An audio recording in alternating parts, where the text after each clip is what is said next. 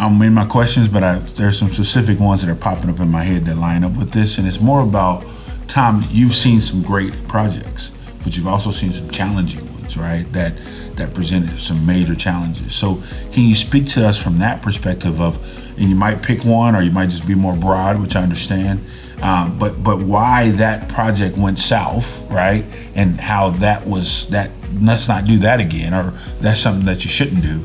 And then how another project went really well, really smooth, and the things that came out of that, why it even went smooth.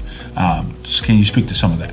But there are lots of logistics of projects. We've had one recently where there were actually three separate owners. We all had a very specific portion of the project that was very important to us.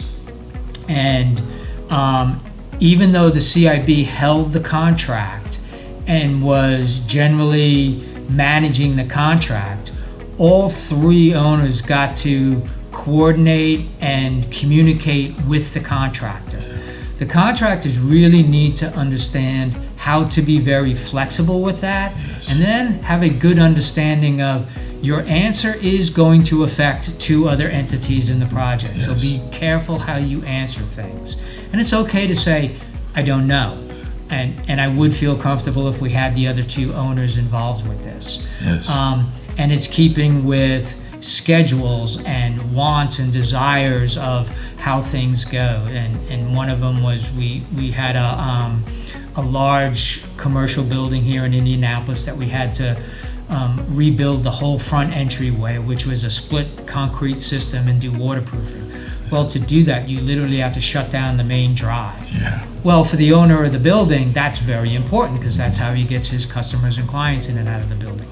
But for the guy that holds the contract, I need to keep it rolling because you have expenses, and there's general conditions, and there's money. It's true, it's real money that's being spent. And if somebody says, whoa, we can't work for the next 3 days. Well, they don't understand the concept of what that really means. And for the vendor to just say, oh, okay, so so-and-so has said I can't work, we're off the site. You gotta be very, very conscious on how people are asking and what they're asking for, and then getting that information to everybody. Because 9 times out of 10, as the contractor, your superintendent is the guy on the front line, and that's who they're going to. And they're asking those questions. So being very, very flexible.